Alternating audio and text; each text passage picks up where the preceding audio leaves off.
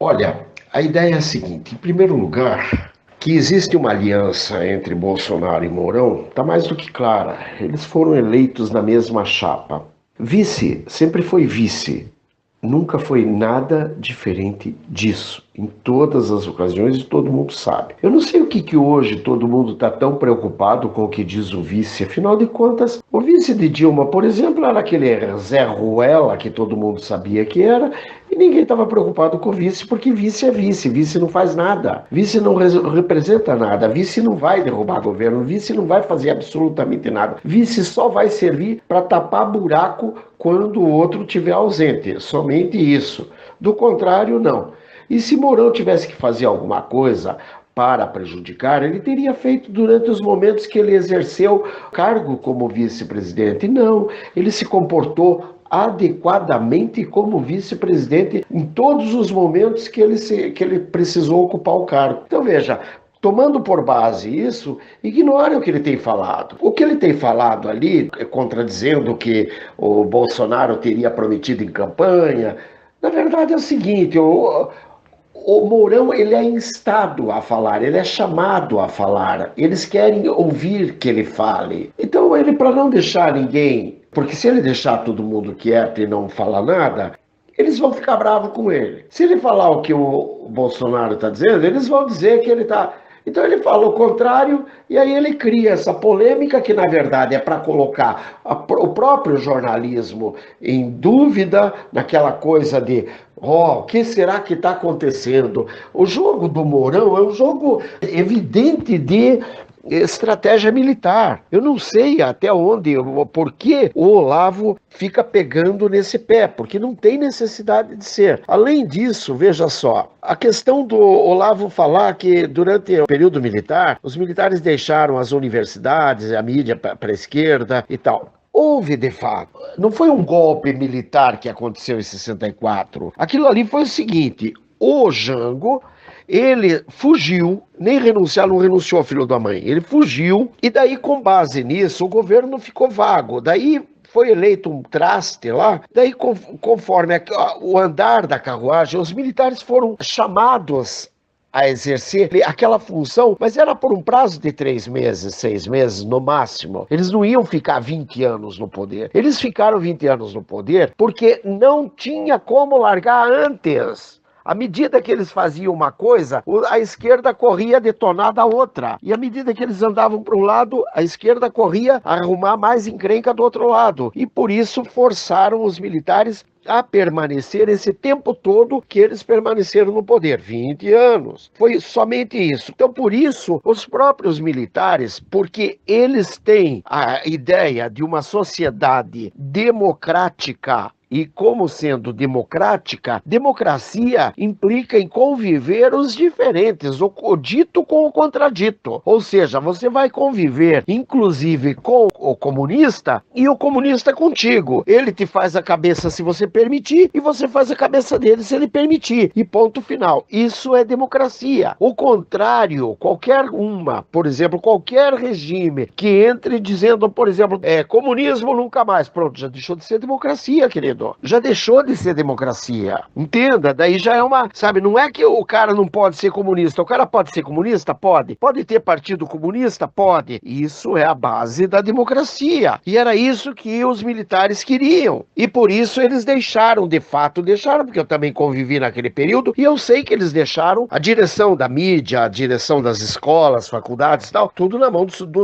da esquerda. É verdade, é verdade isso. Então, não é que eles nunca se preocuparam em desfazer a ditadura militar. Os únicos que apanharam foram os militares. E estão apanhando até hoje.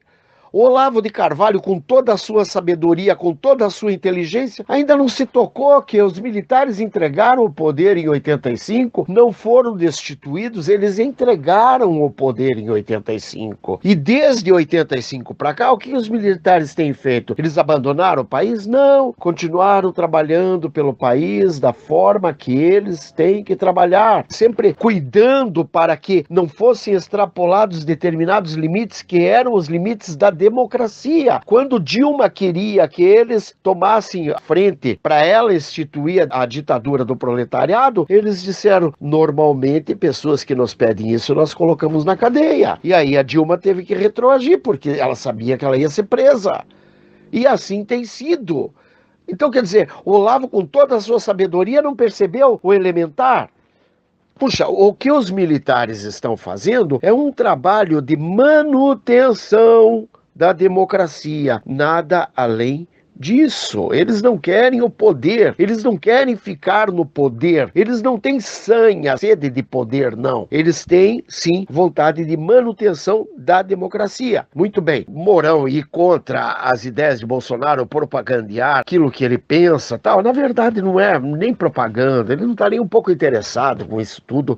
A jogada dele é apenas responder as perguntas e deixar o povo que vá para outro lado, para ele poder circular tranquilamente. Ele circula tranquilamente. Isso é uma jogada para ele poder andar tranquilo, para ele não ser apedrejado, para ele não virar alvo, para ele não ter que começar a andar guarda-costa e segurança e etc. Então ele faz essa jogadinha ali e ele circula de uma forma elegante, passando por todos os meios, todo mundo pensa que ele é amigo. Quando você pensa que ele é amigo, ele está te dando um abraço de urso, que é um jogo estratégico. Ele não é falso, ele está fazendo um jogo estratégico de um militar que sabe que se você é inimigo, se ele não te derrubar, você vai derrubar ele. Então é estratégia pura e simples. Além disso, veja bem, ele era conhecido dos intervencionistas, é verdade, ele era conhecido dos intervencionistas, mas puxa vida, ele comandou a 5ª Região Militar, o mais alto comando, que é o Comando do Sul. Tem 50 mil homens aqui no Sul. Ele comandou ali. Como que ele não era conhecido? Ele era conhecido, só que ele não era conhecido tanto pelos civis, porque a grande maioria dos civis não estava preocupado com os militares. Os militares, para eles, eram assim, aquela figura horrenda da ditadura. E os militares não estavam muito preocupados com essa ideia de ditadura militar, porque eles sabem que eles não fizeram uma ditadura.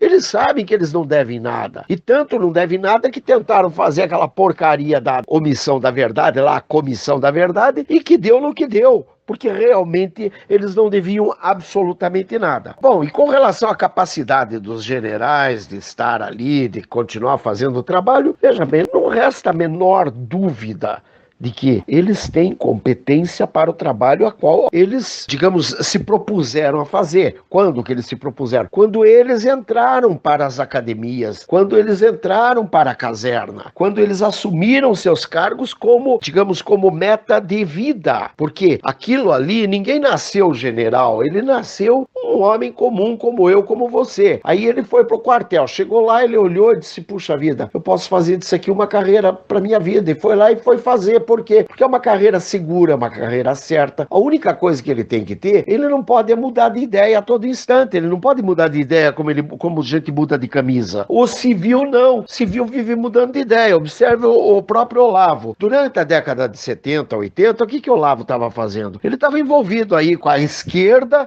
pertencendo a Tarica e não sei mais o que e tal. E agora vem cantar, fazer uma cantilena querendo insuflar contra militar. Meu Deus do céu, pelo amor de Deus. Os militares não costumam mudar de ideias. Eles têm uma ideia e eles seguem aquilo a vida inteira. Por quê? Porque isso faz parte, eles vestem aquela roupa. Depois que você põe a farda, você não consegue mais tirar a farda.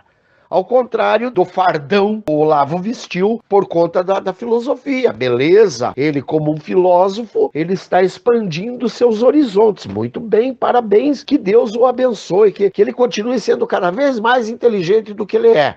Porque ele realmente é um homem sábio, ele é um homem inteligente. Eu acho até que ele pode contribuir muito mais para a caserna, para esse trabalho que está sendo dado, só que ele teria que estudar as linhas estratégicas e entrar dentro disso e entender qual é o caminho que eles estão percorrendo, mas ele não quer fazer isso. Ele quer posar de professor para general já formado. General formado não precisa de professor Olavo. Ah, mas o professor Olavo tem a sabedoria. Minha gente, poxa, Olavo pode muito bem ensinar a população. Ó, gente, vamos lá, vamos prestar prestar atenção, olha o que eles estão fazendo aí. Puxa vida, olha o trabalho que esse governo já fez em 100 dias, sabe? Me desculpe, o trabalho tá digno, o trabalho tá maravilhoso. Aliás, acho até que uma parte dessa guerrinha entre eles que está acontecendo, do próprio Carlos postar o vídeo do Olavo, depois meter o pau no Mourão, de repente isso daí também faz parte de uma estratégia interna para mostrar